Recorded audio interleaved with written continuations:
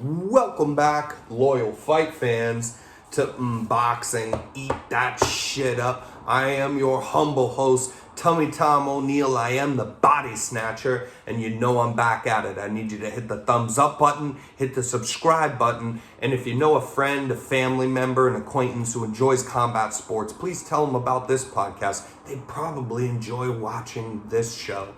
We had an incredible weekend of fights. Ladies and gentlemen, if you did not watch boxing this past weekend, boxing, which is alive and well more than ever, you truly missed out. There was no UFC events to watch this weekend. There was some stupid triad combat stuff that was going on with Triller, which is a dying circus with some old washed fighters in it. And, they come over for the money. You missed out on the best fighters in the world, performing at the highest level in the world.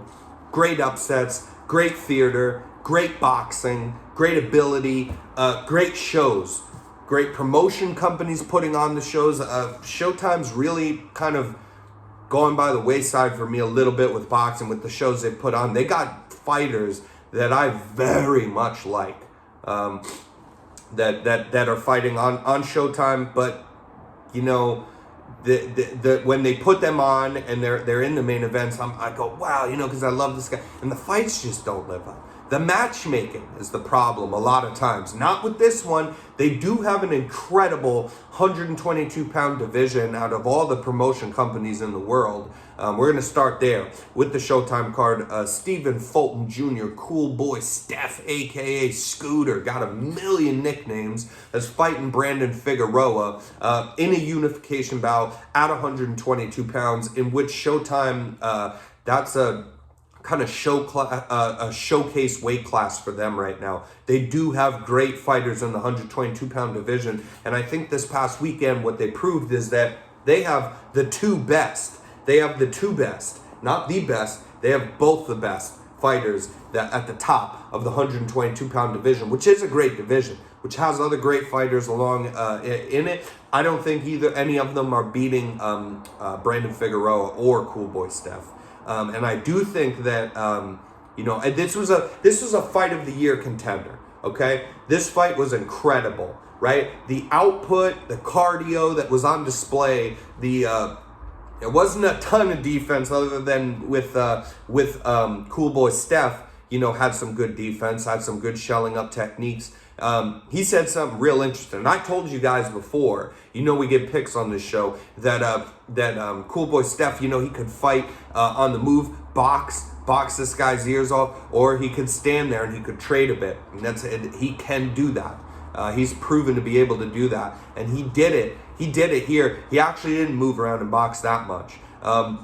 He did it after he got his bell rung a little bit in the 10th round, but he was able to, in the 11th round, he came back out, he moved a little bit more, but a lot of this fight, he wasn't moving. He was sitting down on his punches, and he was shelling up good, where a lot of the shots of Brandon Figueroa were bouncing off the gloves, or he was rolling with them almost every one. He did clip him good in the 10th round, but there wasn't a lot other than that. Cool Boy Steph, Brandon Figueroa's got a chin on him and a heart, and he's a cardio machine. It's unreal the output that this guy has out there. So he was aggressive all night. He threw way more punches, but also made Stephen Fulton Jr., who's a defensive, who's a technician in there, throw way more punches than he I believe has ever thrown. Definitely more punches than he regularly throws in a fight. He had to step it up. These were two guys just getting the best out, bringing the best out of one another. It's a fight of the year contender. I just don't want it, and it was fantastic. I would call this maybe the fight of the year if it weren't for the fact that we had that, Fury Wilder 3. Guys, let's not forget about that. That's an instant heavyweight classic. 5 knockdowns between the two fighters, for the majority of the belts, well, not the majority. Actually, now Usyk holds them. But a very important fight and an instant classic in a heavyweight, division that used to be the pride and joy of boxing. I think that's still going to be my fight of the year, is Fury Wilder 3. This is a real close runner-up. If you didn't have all the all of the knockdowns in that Fury Wilder 3, if you didn't have all the buildup and that this was the third fight and there was so much being talked, this was the heavyweight fight, it brings casual fans out. If you didn't have all of that and we're really judging it solely in boxing and what we like to see, this would have been really fight of the year. So it's up there. I don't want to put it over Fury Wilder 3, but it's definitely up there. And I'm not mad at you if you have it as your fight of the year. It was fucking fantastic, okay?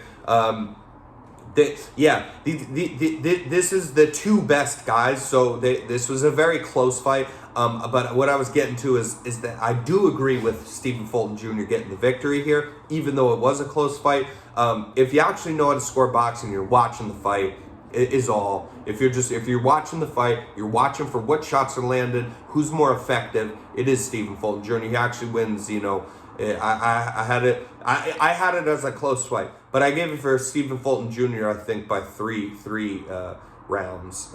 So not razor thin to me. And I wouldn't be mad if he gave him 4 of them. Right? I really wouldn't. You have to look at the fight at who's being effective. So Figueroa to a normal eye, to my eyes as well. Like, I understand it. He's very aggressive. The output that he's putting out, the amount of punches thrown every round, the way he's walking down Fulton Jr., he doesn't take a step back ever.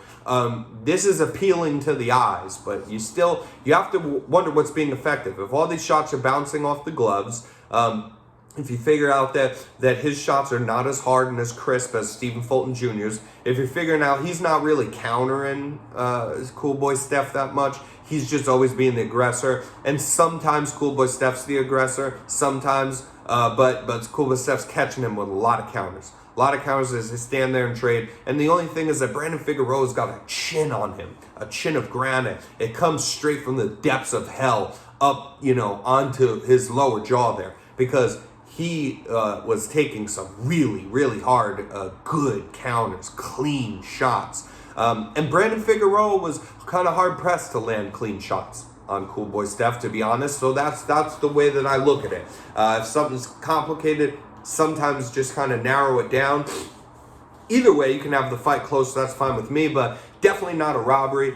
Get that mess out of here. I don't like hearing, the fights over. If you are not a boxing fan, an avid boxing fan, you don't know this yet, but you will be heartbroken eventually because you will see robberies. And you don't need to be a boxing fan for many, many, many years. You just watch 1 year of boxing clean all the way through, and you're going to see multiple actual robberies. So it's not that I don't like to use the term, it's that you need to save them for the occasion when it's right.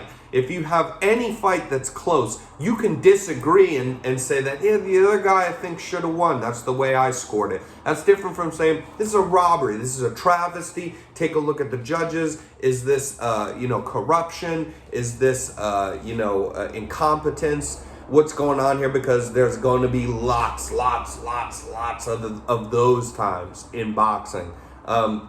So just the fact that it's a close fight, I'm not mad at you if you wanted to give it to Figueroa, but to say he got robbed is, you're out of your damn mind, because I do think Stephen Fulton Jr. deserved the victory clear. I don't think it should have been a draw, but I'm not mad if you think it should be, because it was such a fantastic fight.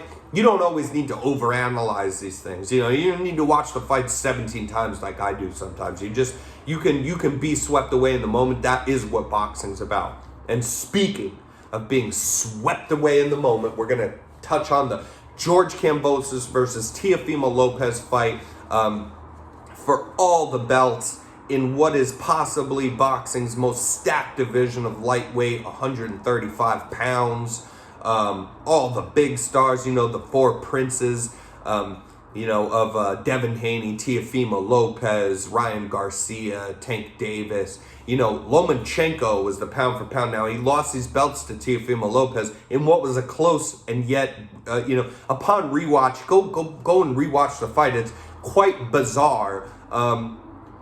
The reason that I gave Teofimo Lopez credit for that fight, it hurt me because I'm a big Lomachenko fan. I am. I'm biased in that way. I really like Vasily Lomachenko. But what made me be okay with this in what was a close fight between Teofimo Lopez and Lomachenko was that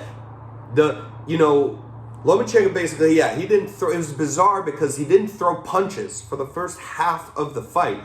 I mean this when I say that he might have thrown six punches within 6 rounds or something. So truly bizarre. And so he's giving the fight away at that point. Now, when he does start throwing it, you can't say, well, it's because he's scared, or hey, he couldn't. Because within the same damn fight, you see in the second half, when he starts letting his hands go, he's winning those rounds consecutively. I watched him win 5 rounds in a row. But when it got up to that 12th round, he won 5 rounds in a row. And the thing is to argue for a draw is that you could say that the clean counter shot where not much was going on in the second round, that's your round to flip-flop on. The second round. If you give Lomachenko that second round, the fight's a draw. But you don't need to do that. So either way, though, he won 5 rounds straight, and it is iffy. Teofimo's dad was smart no matter what they say. He told him in his corner, you need to win this round. In the 12th round, after Teofimo been losing 5 rounds straight, off of a great start, but losing those rounds, he was able to come back and he was able to convincingly win that 12th round. So that is how I could sleep at night with the way that fight went down. Okay? Now, this is why we're taking a little journey in the past here. Then Teofimo Lopez says, Lomachenko had all the belts but one. Teofimo Lopez, upon winning that fight, says, I don't want to fight Loma again. I'm not going to fight him because he didn't put a rematch in the clause because he just thought he beat me. Well, also because if you weren't in the talk at that time of being one of the 4 princes. If Lomachenko, even with all those belts, had to fight one of these guys that was Devin Haney or Ryan Garcia, Tank Davis or something like that at the time, they would have put a rematch in the clause, I guarantee it, because of the guy's name. Teo didn't have a name for himself. Boxing fans knew he's a dangerous guy, but he didn't have a name for himself before beating Lomachenko. He knocked out Richard Comey, and that was great, but that's still, he didn't have that name for himself. He walked into a pound-for-pound slot and beating Vasily Lomachenko. Of course, there wasn't a rematch in the clause, but that was a close fight. Everybody wanted, at least at that point, to see the rematch, and Lopez said no rematch for him. He didn't put in the clause. Well, guess fucking what? Teofimo Lopez fights George Kambosas, an absolute nobody who nobody had heard of. I'll be honest with you, I did my research. I did my due diligence before the fight to go back and watch some George Kambosas fights because I'm going to speak his name and talk about him, but not like an expert. But I'm going to say, I don't expect much from him. I watched the fights too and still came away with, I don't expect a lot out of him. I didn't know who he was. No one knew who he was before this fight. And he absolutely had the fight of his life against Teofimo Lopez. The guy just came out with all the passion, the belief in himself.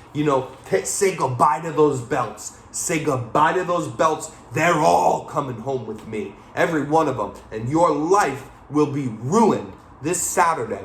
You won't have you will wake up on Sunday and you won't have that same life. I'm taking your life in there. And that is what he did. I can't believe it. And he drops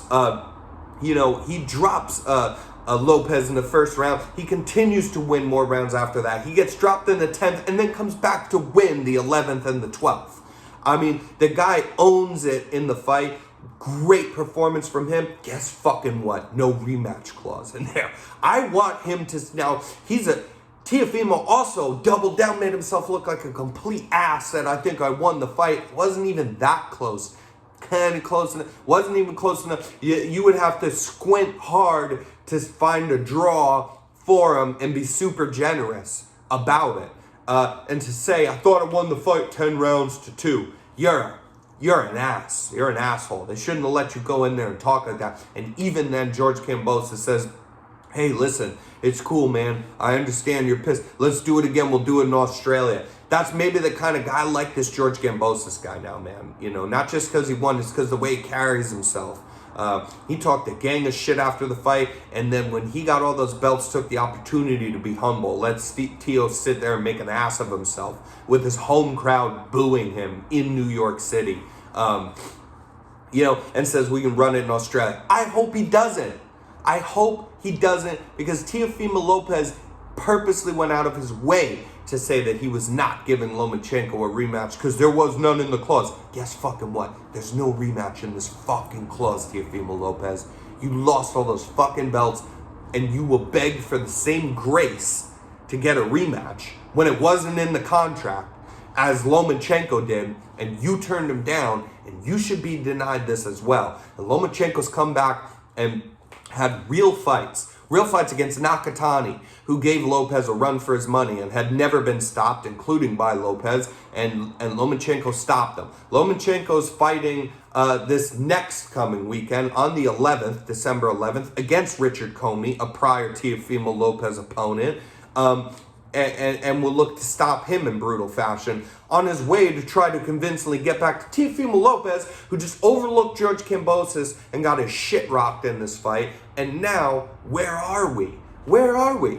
I want to know what Lomachenko's thinking about all this when he's sitting there and looking at the layout of the lightweight division. Now, he's been chasing Teofimo Lopez. Is it Teofimo Lopez or is it the belts? I think it's the belts. Way easier to get a George Kambosas fight now for him.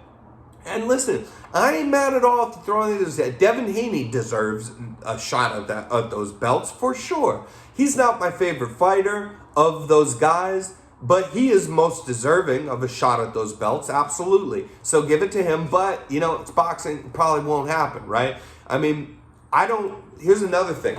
Just shout out to DAZN, who bought this fight off the purse bid when Triller, the absolute dying circus show, fell off the face of the earth with this fight 9 times in a row and was declared, unfit to put on the event in the first place. And so it went up to a purse bid. And DAZN bought this fight when other people wouldn't pay as much. You know why they wouldn't pay as much? Do you know why they won the purse bid instead of ESPN Top Rank, or instead of Showtime Boxing or PBC or any of these guys? It's not because they didn't have interest in the fight. Everybody knew Teofimo Lopez, unified champion of the greatest, I think probably the greatest division in boxing. Everybody wanted to have this fight on their network, so they put in money for it.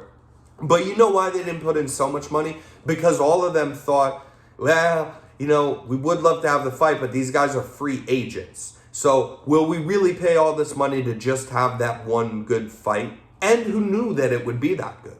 But will we really put on the money to just have this one fight if we know that we can't sign the fighters to a 2-3 fight contract, with our organization?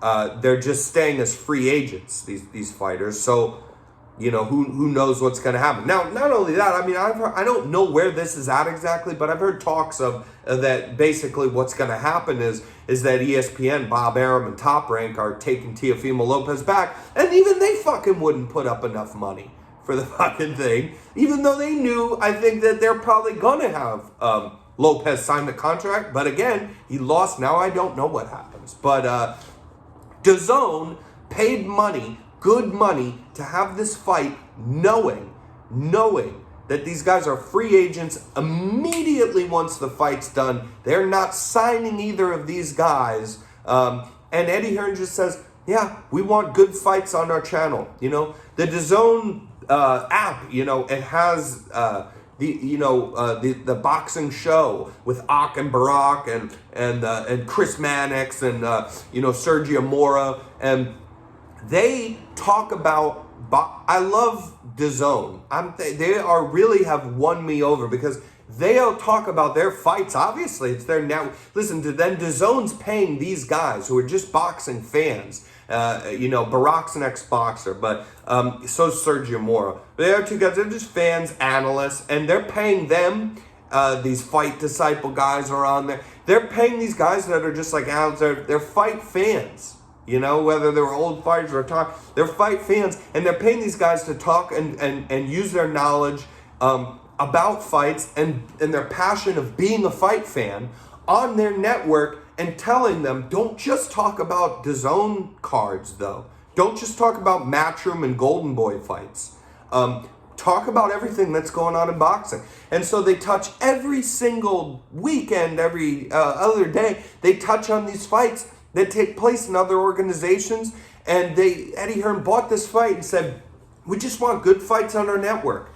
And look at that. To me, that's a fight of the year contender. Not just because of the outcome, just even look at the fight itself. Kambosas drops Lopez hard in the first round. Every round thereafter is an absolute slugging, bloody fist fight all the way up until the 10th, when Lopez drops Kambosas, so they're 1 for 1 on those and 2 knockdowns, and this is a fight of the year contender as well. Then you put on top of that the underdog, the 13-1 underdog coming out victorious on top. It's just incredible. I thought George Kambosas has a chin from hell. I thought George Kambosas uses jab real well and beat Teofimo Lopez to the jab a lot. I did think Teofimo Lopez came out stupid in that first round because he was too fired up. He's too angry. Although saying that, he was landing really hard shots on Kambosas that just weren't dropping him. Then he gets dropped for it. He expelled a lot of energy in that first round. He got disorientated from a very hard and effective, clean overhand right. And George Kambosas was starting the action. He'd let Lopez throw some things in the middle, and he'd counter and end the action. That's how the fight progressed round after round. Teofimo got some of these rounds back, trying to rally. He dropped them in the 10th, which is a 10-8 round for him, to take kind of back that first round, what happened, to make it a little bit of a fight. So credit to him there, but you had a dumb game plan, because you don't want to just underestimate your opponent like that. I'm very surprised that he did that. You don't need to train as hard as you've ever trained for George Kambosas, but as happy as I am for Kambosas, the truth is that, Lopez is a more talented, younger, stronger for sure, and maybe faster boxer. He's got good boxing IQ. He had to show that in the Lomachenko fight. He's got great boxing IQ. He's a better boxer than George Kambosas. And the fact that he lost this fight, though, was not a fluke, lucky shot that ended the night. The fight went all the way to the finish. I thought that first round, man, but then as time progressed, and then Lopez was trying to, come back a little bit, he was still losing rounds in the middle of that fight to George Kambosas. Then he drops him in the 10th. He comes out and loses the 11th and the 12th round to George Kambosas. So this really was more about George Kambosas being a good fighter, being highly underestimated than it was.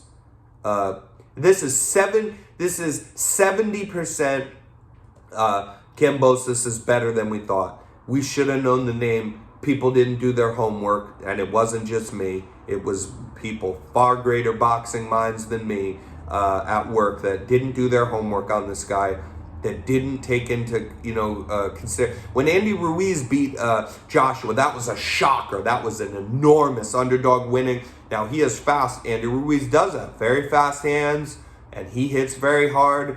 But either way, we saw Joshua just took the second fight. Even that's like a bad look, almost to be like, I'm scared, but I'll just box you from the outside. But he just owned all the rounds. He owned all the rounds, just outboxed him, because all along he was a better boxer. But that fight was more of a fluke kind of a thing from Anthony Joshua. Was weird in it, and Ruiz had the night of his life, and it kind of combines a 50-50 at least. This wasn't that, I think. There is, of course, something to be said about Teofimo Lopez not taking the right game plan for this fight. I'm sure he's getting drained cutting down to 130. People say he should move up to 140 or 135. People say he should move up to 140. I don't disagree with that. They'll probably if he is going with Bob Arum and Top Rank still, And even though he lost, they still have high hopes in him and his talent and that he's still a young kid. They might just throw him right in a unification bout at 140 with Josh Taylor. You don't know, but that's not a bad idea for him. But yeah, he looked in, I'm sure it drains him, but he looked in shape. He did make the weight, and he looked fine, looked in shape, okay? Wasn't about the conditioning. He went all night, even after taking those hard shots, getting dropped right away first round, made it all the way to 12, dropped the guy late in the fight. Not a conditioning thing, it's a mindset thing. He was Kambosas was very much under his skin. Very much. It was just fantastic to watch that, and the announcers at the end saying, hey man, George, not only did no one in the world give you a shot at winning this fight, but the only question that they asked you is, what round will you be knocked out in? And look at you now. And George Kambosas says, I told you guys I was not coming here for the paycheck. I was coming to beat this kid, and look at me. I fucking did it. And man, I wanted to cry when I'm watching that fight. That is a roller coaster of emotions. This is something that only boxing can really provide, man. Only boxing can really provide you with this kind of a thing that you know is so rare. And yet it happens more and more now. It happens more and more, these underdogs winning in boxing. And it has been fucking up my parlays. But that's okay, because I am just so, I watched that and said, I can't even be mad. George Kambosas fucked up a 6-fight parlay as a 13-1 underdog. I can't be mad at that, dude. I can't be mad at that. Now, we're going to reiterate, because we hold grudges here in boxing, back to the previous weekend, where we're still mad about the 5 seconds of the fight going over 10.5 rounds for Crawford Porter. But for this, can't be mad. Kambosas did work in there, looked awesome in there, and this opens up this shows how stacked the division is. You thought it was Vasily Lomachenko. He had almost all those belts except for Tio's. Tio beat him, took all those belts. Now George immediately beats him and takes all those belts. You still have Ryan Garcia, Devin Haney, Tank Davis, and now Lomachenko, all wandering around the background. What a stacked 135-pound lightweight division in boxing. What a stacked 130-pound weight division. And these guys all float here and there in between them. A great showcase of the 122-pound division on Showtime. And just epic. Just epic. I want to close on some things to talk about the fights to come. Make the best of our time that we can here. We're wearing the Tank Davis shirt. Okay, Gervonta Tank Davis on Showtime. Another fighter that I love, one of my favorite fighters. Just to put it out there, I like Tank Davis more than I like Ryan Garcia or Devin Haney.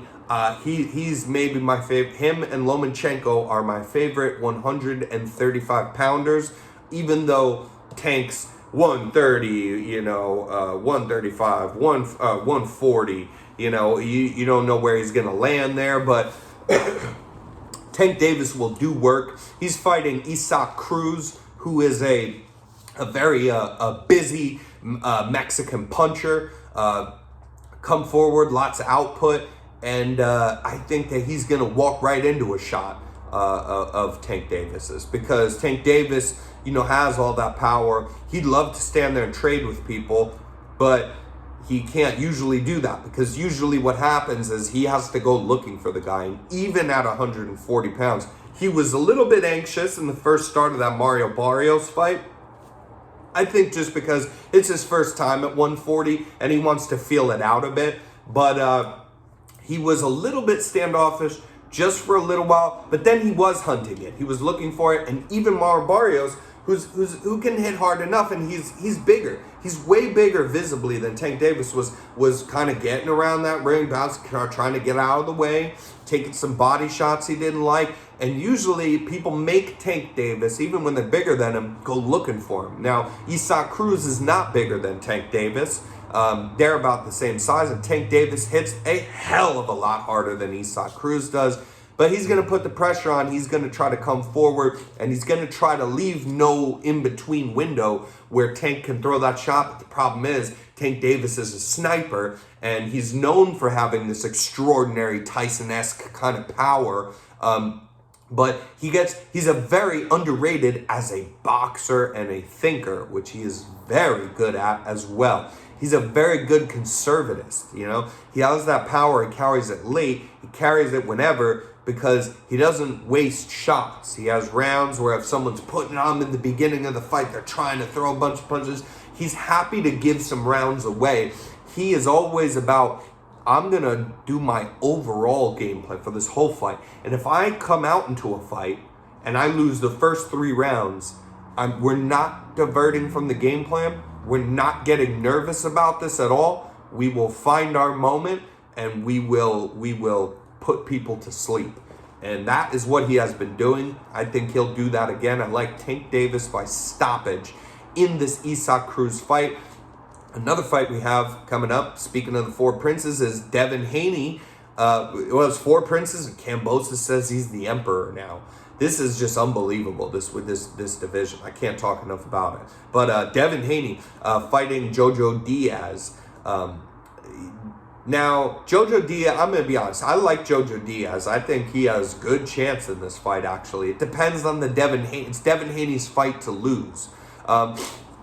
Is Devin Haney learning a lot? Is he learning a lot? Because he's always been a good boxer, but he got rocked in the Linares fight real bad. He actually got hurt pretty much twice in that fight. And is he learning from that? Is he gonna be okay to withstand a hard shot like that, especially with a guy like Jojo Diaz, who's much more than Linares, who's a great counter puncher? Jojo Diaz will walk you down if he senses that you're hurt at all. So if he's able to get one good shot anywhere in this fight on Devin Haney that stumbles him like it happened in that Linares fight, he's going to go to put him away right then and there.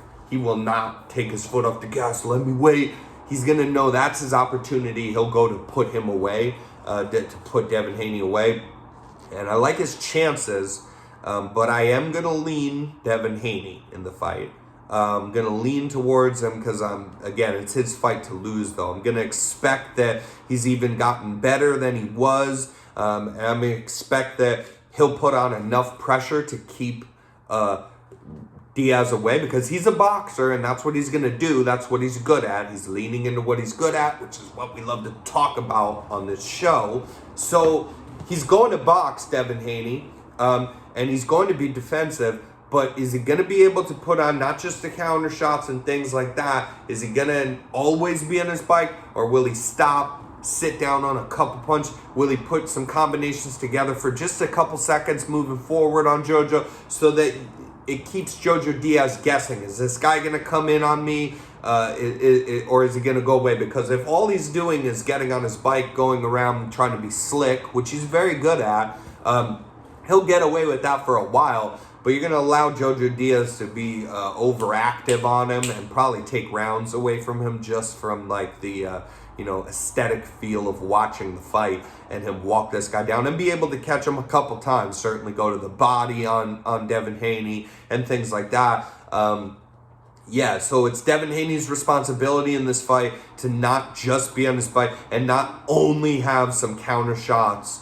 for Jojo to look out for. It's going to be his responsibility to keep Jojo Diaz thinking that, well, I can't just constantly walk this guy down and search for knockout blows and put combinations together without fear of anything more than light little counters to win by points in a round. And that's what I'm looking for in that fight, to be specific.